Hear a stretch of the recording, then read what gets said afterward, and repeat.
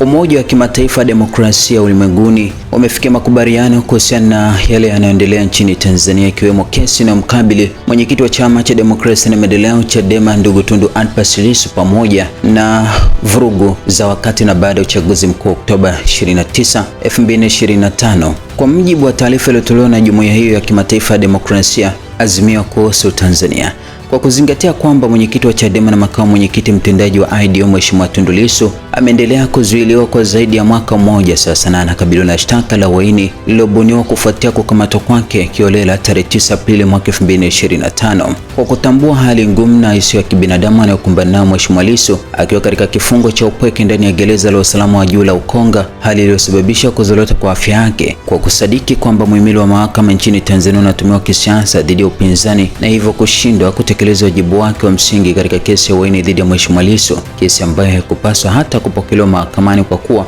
haina msingi wa kisheria unaoaminika. Kwa kutambua njama zinazoratibiwa na dola nchini Tanzania za kuiangamiza Chadema kama inavyodhihirishwa na mwenendo mbalimbali wa kesi zilizochezewa kwa lengo la kuidhoofisha kisiasa, kwa kufahamu juhudi za utawala haramu za kuficha mauaji ya halaiki yaliyotekelezwa wakati wa uchaguzi wa udanganyifu wa Tanzania wa Oktoba 2025, kwa kuzingatia kwamba mamia ya viongozi, wanachama na wafuasi wa Chadema wako gerezani wakikabiliwa na mashtaka mbalimbali yenye misukumo ya kisiasa, Umoja wa Kimataifa wa Demokrasia IDO kwa hiyo unaazimia yafuatayo: kuendelea kusisitiza kwamba kuzuiliwa kwa sasa na kesi ya uhaini dhidi ya Mheshimiwa Lissu vina misukumo ya kisiasa na havina msingi wa kisheria, hivyo kudai kuachiliwa kwake mara moja na bila masharti. Pili, kuzitaka mamlaka za Tanzania kuheshimu na kulinda haki za Mheshimiwa Lissu, ikiwemo kuhakikisha anapata huduma stahiki za matibabu na uwakilishi wa kisheria. Kusisitiza kwamba wafungwa wote wa kisiasa wanapaswa kuachiliwa mara moja bila masharti. Na kuzikumbusha mamlaka za Tanzania kuheshimu mfumo wa vyama vingi vya siasa unaowapa Watanzania nafasi ya kutumia haki zao za kidemokrasia.